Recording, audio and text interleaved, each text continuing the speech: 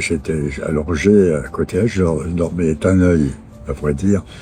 Et puis, d'un seul coup, elle a prononcé un petit mot, et c'était fini. Mais sur le moment, je m'en suis pas rendu compte, j'ai cru qu'elle dormait, et puis je me méfiais. Et je voyais que ça respirait plus, c'est terrible. Tranquille, tout doucement. Et son visage, au bout d'un quart d'heure, s'est rajeuni.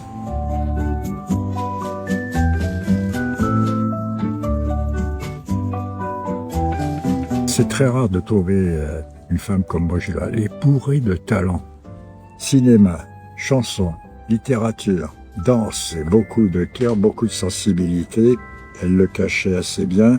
Elle prenait des colères terribles parce qu'elle était révoltée. Elle était dominée par une révolte quand même devant. C'est pour ça que elle se gênait pas de maltraiter par lettres, écrit les politiques. Quand j'ai connu Brigitte, elle allait dans un hôpital à Saint-Tropez qui n'existe plus aujourd'hui, qui est paradoxalement se trouvait en face du Biblos. Et les gens se barraient en face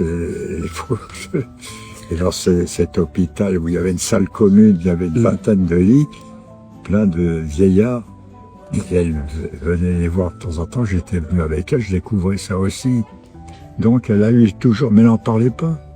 Elle n'en parlait pas parce que c'était pas son combat. Quand elle a été voir Macron, ou quand Macron l'a fait venir, il y avait un chien à l'Élysée. Oui.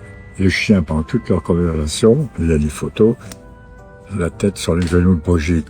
Ça veut tout dire, ça. Elle souffrait, voilà. Et elle a souffert et elle en avait marre.